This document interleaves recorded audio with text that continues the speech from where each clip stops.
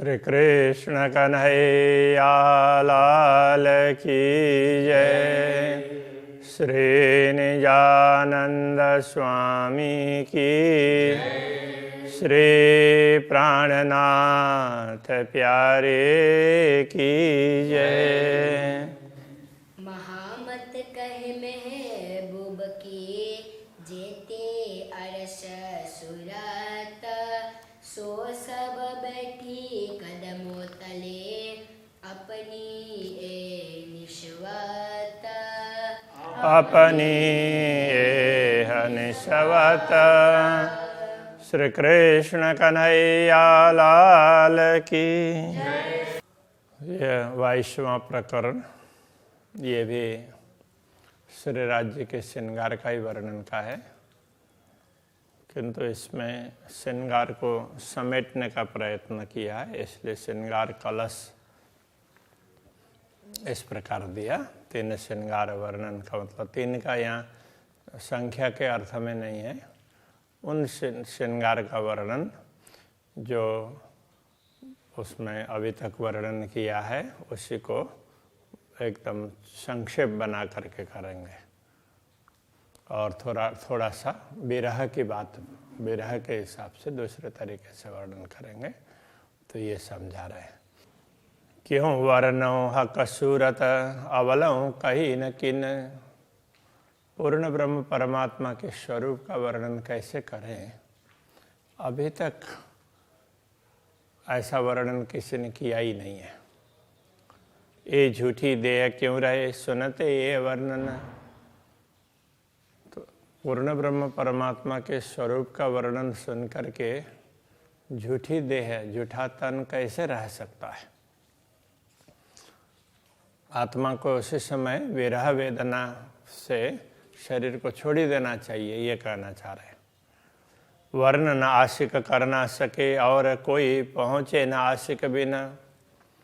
वैसे तो अनुरागिणी आत्मा पूर्ण ब्रह्म परमात्मा के स्वरूप का वर्णन नहीं कर सकती, और दूसरा कोई करना चाहे तो वो तो उन तक पहुँचते ही नहीं। कहने का तात्पर्य दूसरी आत्माएं तो देख ही नहीं पाती है, कैसे वर्णन करेंगे। तो इसलिए आशिक अनुरागिनी के बिना तो पूर्ण ब्रह्म तक दूसरे पहुँच ही नहीं सकते। हक जाहिर क्यों हो वही देखत ही उड़े तन। तो इसलिए पूर्ण ब्रह्म परमात्मा को दुनिया में प्रकट नहीं किया, दुनिया में पहचान नहीं गए। देखता ही उड़े तन, उनको कोई देख भी ले किसी भी तरीके से तो वर्णन करने तो बात दूर रही, देखते ही तो उनका शरीर तो टिकेगा ही नहीं, तो इसलिए बोल ही नहीं पाएंगे। हक देखे वजूद ना रहे ज्यों दारू आग से उड़ता। पूर्ण ब्रह्म परमात्मा के दर्शन होते हैं तो फिर शरीर टिकता नहीं है, टिक भी गया तो अवाक रह जाता है। ज्यों दारू आग से उड़ता, जैसे यहाँ पर दारू कह रहे हैं बारूद वगैरह विस्फोटक पदार्थों को। जैसे विस्फोटक पदार्थ है तुरंत आग लगते ही वो विस्फोट हो जाता है, तो इसी प्रकार प्रेम की आग लगने लगेगी तो उस समय पूर्ण ब्रह्म को देखते ही तो वो शरीर छूट जाएगा। यों वाहे दत्त देखे दूसरा पाव न पाव पल अंग ना टिकत। दूसरा है दूसरे चरण, चौथे चरण के साथ में मिलकर अर्थ समझाएगा। इसलिए पूर्ण ब्रह्म परमात्मा के दर्शन तो ब्रह्मात्मा ही कर सकती है। वाहिद अद्वैत आत्माएं वही कर सकती है। तो दूसरी आत्माएं पाव पल अंगना टिकत। दूसरी आत्मा तो एक पल के पांव भाग चतुर्थ अंश पर्यंत भी शरीर में टिक नहीं पाएगी, इसलिए उनसे तो कुछ बोला ही नहीं जाएगा। एक तो दर्शन होना ही मुश्किल है, हो भी जाए तो भी बोला नहीं जाएगा। हका इसका आग जोराबर इनमें मोमिन वसता। अब ब्रह्मात्माओं के लिए कह रहे हैं, ब्रह्मात्माएं कैसी है, वो तो पूर्ण ब्रह्म परमात्मा के प्रेम रूप की आग में तो रहती ही है ब्रह्मात्मा, इसलिए उनको वो प्रेम विरह, तो विरह भी प्रेम का पूर्व स्वरूप ही है। तो इसलिए वो विरह तो उसमें वो रहती है, तो उनका रहना ही उसी में। तो प्रेम का, ये पूर्ण ब्रह्म परमात्मा का प्रेम है वो बड़ा ही शक्तिशाली है, प्रेम की आग। तो इनमें मोमिन वसत, ब्रह्मात्मा उसी में रहती है। आग असल जिनो वतनी या में आठों जाम अलमस्त। तो असली आग है, आग असल जिनो वतनी। तो जो वतनी है, ब्रह्मात्माएं हैं, परमधाम जिनका घर है, उनमें ही ये प्रेम की आग है, यथार्थ में रहती है। तो यहाँ में आठों जाम अलमस्त, वो इसी में आठों प्रहर मस्त रहती है। जो निश दिन रहे आग में ताए आग के सब तन, जो रात दिन इसी प्रेम की आग में रहती हो, तो उनका तन तो वो प्रेम के ही स्वरूप होंगे ना, उनका तन भी प्रेम का ही है, वो आग का ही तन है। कहने का तात्पर्य वो प्रेम का ही है, इसलिए प्रेम की आग में वही रह सकती है। वाह को जलाए कोई ना सके, उछेरे आगे के वतन, उनको कोई दूसरा जला ही नहीं सकता है, क्योंकि वो तो प्रेम रूपी आग की बात कर रहे हैं, आग के ही घर में रहती है। तो परमधाम प्रेम का ही घर है। आग पानी झीमी आग का, आग बीज आग अंकुर। परमधाम में आग हो, जीमी हो, भूमि हो, पानी हो, जो कुछ भी है, सारे तत्व वो इसी प्रेम के हैं। आग बीज आग अंकुर, तो बीज और अंकुर, बीज भी प्रेम का है और अंकुरित भी प्रेम ही होता है। सब कुछ प्रेम ही प्रेम है, ये कहना चाह रहे हैं। फल फूल वृक्ष आग के, आग मजकूर आग सहुर। फल फूल वृक्ष वगैरह सब वनस्पतियाँ सब कुछ इसी प्रेम के हैं। और ब्रह्मात्माएं बातचीत करती है, दूसरे लोग बात करते हैं, तो ये वार्ता और सहुर करना, विचार विमर्श करना, तो ये सब वो सब प्रेम से करते हैं, वो प्रेम के अंतर्गत आते हैं सब। वृक्ष मोविन आग इन, और आग इश्क अरस। ब्रह्मात्मा तो इसी आग में वृक्ष की भांति है, और आग इश्क अरस, तो ब्रह्मात्मा इसी प्रेम रूपी आग के वृक्ष यहीं पर उगी है और इसी में बड़ी हो रही है, ऐसा कहना चाह रहे हैं। और आग इसका रस, तो परमधाम है वो भी प्रेम का आग, ये पूरा प्रेम ही प्रेम से परिपूर्ण भूमि है। सब पीवे आग इसका रस, सब लोग इसी प्रेम रस को पीते हैं। तो इसको अब यहाँ आग की तरह से कहा कि वो दूसरे को तो जला डालेगा ना, इसलिए। दिल आगे अरस परस, तो उनका दिल है वो भी आग का ही दिल है। कहने का तात्पर्य प्रेम ही है, उनमें परस्पर ब्रह्मात्माओं में प्रेम ही प्रेम है। घर मोमिन आग इश्क में, मोमिनों का घर है प्रेम की अग्नि में ही है। हक अग्नि के पालेल, वो तो पूर्ण ब्रह्म परमात्मा की प्रेम अग्नि से पालित और पोषित हैं ब्रह्मात्माएं। सोई इसका आग देखावने, ल्याए जो माए खेल। तो ब्रह्मात्माओं को ये प्रेम की आग दिखाने के लिए उनको खेल में लाए हैं, खेल दिखाया है, इस खेल के माध्यम से उनको समझाया है। जो पैदा हुआ आग का, सो आग में जलतना, आग में जलतना है। जो आग का पैदा हुआ होगा वो आग में जलेगा नहीं। वह वजूद आग इश्क के रहे हमेशा आग माहे, वो वजूद वह शरीर है प्रेम के अग्नि का स्वरूप है, इसलिए वो प्रेम के आग में रह सकता है, उसी में रहेगा, बाकी दूसरी जगह नहीं रह पाएगा। सोई बात करे हक रस की, सहुर या बेसहुर। तो ऐसी आत्माएं होती है, वो पूर्ण ब्रह्म परमात्मा और परमधाम की बात करती है, सहुर या बेसहुर, समझ करके अथवा समझे बिना। तो किसी भी तरीके से, अथवा तो होश में हो या स्वप्न में हो या जागृति में हो, ये भी कह सकते हैं। तो समझ करके या बिना समझे बिना वो प्रेम की ही बात करेंगी। हुई सब विद पूर्ण पक्वा, हक अरस दिन जहूर। वो सब प्रेम से पूर्ण परिपक्व कब होंगे? हक अरस दिन जहूर, जब पूर्ण ब्रह्म परमात्मा का दिन ये ब्रह्म ज्ञान प्राप्त होगा, तो वो प्रकाशित होगा, तो ज्ञान भी प्राप्त होगा, तो वो पूर्ण होगा। तो प्रेम को ज्ञान की भी आवश्यकता पड़ेगी। तो जैसे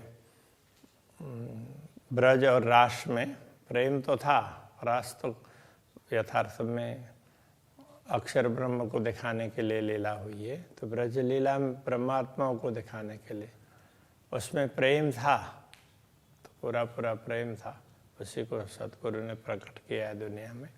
किंतु ज्ञान न होने से तो उनको परमधाम का ख्याल नहीं आया, तो पूर्ण नहीं रहा, इसलिए उस पूर्णता के लिए ब्रह्मात्माओं को दोबारा खेल में डाला गया। तो ये भी कह सकते हैं, जो हक देखे टीका रहे सोई अरस के तन। जो पूर्ण ब्रह्म परमात्मा के स्वरूप के दर्शन करके भी टिके रहते हैं वही तो परमधाम के शरीर हैं। बाकी तो जिनका शरीर परमधाम में ना हो तो टिक ही नहीं सकते। सोई करे मूल मजकूर, सोई करे वर्णन, वही मूल मजकूर मूल बात वही करेंगे और वर्णन भी वही करेंगे। तो कहने का तात्पर्य ब्रह्मात्मा ही पूर्ण ब्रह्म परमात्मा का वर्णन कर सकती। पर ये देखिया आचरा जो विरह शब्द सुनत, किंतु ये आश्चर्य की बात है, जो विरह का शब्द सुनते ही, विरह की बात सुनते ही क्यों तन रहा जीव बिना। तो ये शरीर जीव के बिना कैसे रहा, मतलब जीव तो चेतना तो सचमुच पूर्ण ब्रह्म परमात्मा ही है, उनके बिना कैसे ये रह सका। हाय हाय ये सुनत न अरवा उड़त, ये सब सुनते हुए भी आत्मा ने शरीर को नहीं छोड़ा, ये खेद की बात है। आशिक अरवा कहा वही, परमधाम की आत्माएं हैं वो आशिक कहलाती है, अनुरागिणी कहलाती हैं। तीन मुख विरहा न निकषता, उनके मुंह से विरह नहीं निकलेगा सामान्य रूप से, क्योंकि नित्य मिलन है, तो विरह किस प्रकार से होगा।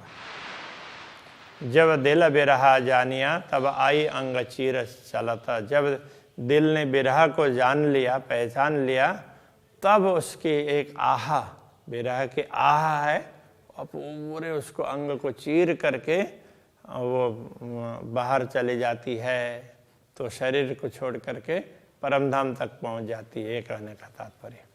ये हंसी कराई हुकुम में इश्क दिया उड़ाए, तो ये सब हंसी कराई श्री राज्य के आदेश ने कि ब्रह्मात्माओं को तो अक्षरातीत धामधनी का विरह तो वो सहन ही नहीं कर सकते, शरीर टिकेगा ही नहीं, किंतु विरह का भी अनुभव करवाया और शरीर को भी टिकाए रखा, यहाँ से करवाई। तो ये सब श्री राज्य के हुकुम ने करवाया। इश्क दिया उड़ाए और प्रेम को उड़ा दिया।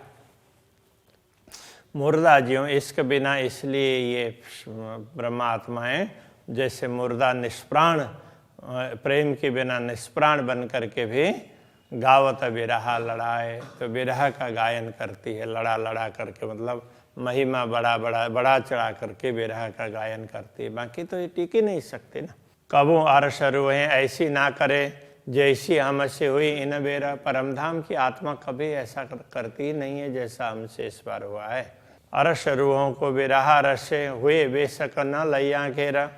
परमधाम की आत्माओं को विरह के रस ने, विरह के रस से परमधाम की आत्माएं संदेह रहित बन गई है, फिर भी तो उसके अंदर घिरी ना रही। तो ऐसी परिस्थिति है, श्री राज्य के आदेश ने ही बना दिया। चरण तली की जो लीकें अब वर्णन कर रहे हैं, तो श्री राज्य के चरण तल के वो रेखाएं हैं, तो वो कैसी है। सो एक अली का न होए वर्णन, तो उनकी एक रेखा का भी वर्णन नहीं हो सकता है। तो मुख से चरण क्यों वर्णन हो, तो मुंह से चरण का वर्णन कैसे हो सकता है। जो नूर जमाल का तन, जो पूर्ण ब्रह्म परमात्मा का स्वरूप है, तो उसका मुँह से ऐसे वर्णन कैसे होगा। इन चरणों वेद क्यों कहूँ नाजुक निपट नरम। ये चरण कैसे हैं, उनकी बात मैं क्या करूँ, ये तो अत्यंत कोमल हैं और बड़े ही नवीन लगते हैं, कच्चे लगते हैं। ये वर्णन करते इन जुआ हाय हाय उड़त न अंग बेशर्म। अब ऐसे दिव्य स्वरूप का वर्णन करते हुए, तो ये निर्लज्ज शरीर है, वो उड़ नहीं रहा है, तो ये छूट नहीं रहा है, छूटना चाहिए। चरण के त्यों मुख थे जो निरखती थी निस दिन। तो रात दिन इन्हीं चरणों के दर्शन किए हैं, इसीलिए इसके वर्णन कर रहे हैं। सो समय याद न आवई, क्यों न लगे कलेज अगे ना, वो समय अभी तक याद नहीं आ रहा है। मूल मिलाव में बैठ कर के धामधनी के समक्ष उनके चरणों के दर्शन होते रहते थे, अब वो समय याद नहीं आ रहा है, वो घड़ी। चरण अंगूठे चित्त दे नयन निरख देखती ज्योत, चरण के अंगूठा में चित्त दे करके अपने नयनों से उसकी ज्योति को देखते थे। नजरों निमख न छोड़ती हाय हाय, सो अब लो बिना रोता, अब नजरों से एक क्षण भी उन चरणों को देखने से छोड़ने का मन नहीं होता था। अब यही आंखें, बड़े खेद की बात है, तो इनसे अभी तो उसमें अश्रु के रूप में रक्त भी नहीं निकल रहे हैं, तो ऐसे ही पानी ही निकल रहा है। नैनो अंगुरियां देखती कोमलता हाथ लगाए, तो श्री राज्य के नयनों से श्री राज्य के अंगुलियों को, चरणों के अंगुलियों को अपने नयनों से अपने दृष्टि उसमें डाल करके देखते थे। कोमलता हाथ लगाए और उनकी कोमलता को मनो हाथ से स्पर्श करके देखते हुए इस प्रकार अनुभव करते थे। सो मेरे नयना नाम धराए के, आज वही मेरे नयन हैं, इन्होंने नाम भी वही नयन ही रखा है, किंतु ये इस देह के नयन हैं, इसलिए हाय हाय जल बल क्यों ना जाए। तो वो नाम तो वही है नयन, किंतु आज जल क्यों नहीं रहे हैं, जल बल करके भस्म हो जाना चाहिए था। चरण तली रेखा देखती, अक्षराते धामधनी के चरण तल की रेखा देखते, मेरी आंखें नीके कर, मेरी आंखें बड़े ध्यान से देखती थी। एक कटाव किनारा पर कहाँ गरी, तो इनमें चरण तल में भी ना ये किनारे पर ना तो अलग अलग प्रकार के वो कांगरी बनी हो ना, तो उस प्रकार से छोटी छोटी रेखाएं ना जुड़ती है, कटती है, तो इस प्रकार का है, तो ये स्पष्ट दिखाई देता था। तो ये सब हाय हाय नयन जले ना नाम धर, तो ये सब देख करके तो ये नयन नाम धरा करके भी अभी तक तो ये जल बल करके राख नहीं हो रहे हैं। रंग लाल कहूँ के उज्जवल के, देखो खूबियाँ हो तो खुशहाल, श्री राज्य के अंगों को लाल कहें या उज्जवल कहें, तो इन खूबियों को की बात करते हुए दिल प्रसन्न होता है। सो देखने वाले नाम धराए के, हाय हाय ओ जले न माहे क्यों झाल। तो वो देखने वाले नाम धराना मतलब कहलाना, देखने वाले कहला करके भी तो हाय हाय ओ जले न माए क्यों झाल। तो ये विरह की पीड़ा में आग में वो जल क्यों नहीं रहे हैं, ये तो शरीर जलना चाहिए और चेतना को भी बड़ी पीड़ा होनी चाहिए, ये कहना चाह रहे हैं। नाजुक सलू की मीठी लगे, नैना देखत न त्रपताए। श्री राज्य के चरण में इतनी कोमलता है, तो उसको देख करके बड़ा देखते ही रहें ऐसा लगता है। मीठी लगने का तात्पर्य बड़ा अच्छा लगता है। नैना देखत न त्रपताए, देखते देखते ही नैनों में कभी तृप्ति नहीं होती है। हाय हाय अनुभव दिल क्यों भूले, ये हुक्म भी क्यों पकड़ आए। अब इस अनुभव को ये आत्मा कैसे भूल रही है, तो देखते देखते ही तो दुनिया के तरफ में दृष्टि पड़ी है, तो अब श्री राज्य के हुक्म से भी इस बात को क्यों पकड़ा नहीं जा रहा है कि पुनः क्यों नहीं दिखाई दे रहा है, तो ये कहना चाह रहे हैं। नाम जो लेते विरह को, मेरी रसना गई ना टूट। तो विरह का नाम लेते हुए मेरी जिह्वा भी वो टूट क्यों नहीं गई। सो विरह नैनों देख के, हाय हाय गैया ना आँखें फूट। नैनों के विरह को देख करके ये आंखें फूट क्यों नहीं रही है, तो फूट जाना चाहिए विरह देख करके भी। हक बानी कानों सुनती, कानों सुन के करते मैं बात। पूर्ण ब्रह्म परमात्मा की बातें इन कानों से सुनते और फिर उनसे बात भी करते। सो अवसर हृदय याद कर, हाय हाय नूर कानों का उड़ न जाता। उस अवसर को राज्य मूल मिलाव में बैठा करके सबको खेल दिखाने की बात कर रहे हैं, उस अवसर को भूल करके हाय हाय नूर कानों का उड़ न जाता, उनको सुन करके ना कान का नूर, कान की शक्ति क्यों उड़ करके नहीं जा रही है, तो उड़ जाना चाहिए। तो इस प्रकार से ये श्री राज्य के स्वरूप श्रृंगार का वर्णन करते हुए, तो यहाँ पर कलश मतलब श्रेष्ठ, तो वो ये विरह की बात कर रहे हैं, प्रेम की बात कर रहे हैं, इसलिए ये श्रेष्ठ, तो सबसे उत्तम के रूप, उत्तम तरीके से कर रहे हैं, ये बताना चाह रहे हैं। अभी यहीं रखते हैं। श्री कृष्ण कन्हैया लाल की।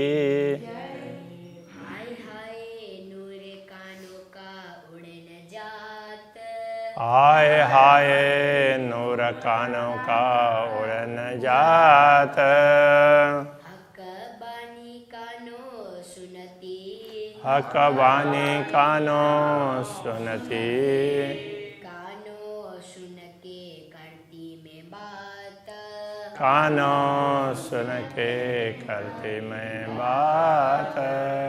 सो अवसर हृदय याद कर, सो अवसर हृदय याद कर, हाय हाय नूर कानों का उड़ न जात, हाय हाय नूर कानों का उड़ न जात, हाय हाय नूर कानों का उड़ न जात, तो हाय हाय नूर कान का उड़ न जात। कृष्ण कन्हैया लाल की जय, श्री निजानंद स्वामी की जय, श्री प्राणनाथ प्यारे की जय, श्री पाँच नौतनपुरे धाम के जय, जगत गुरु आचार्य श्री 108 कृष्णमणि जी महाराज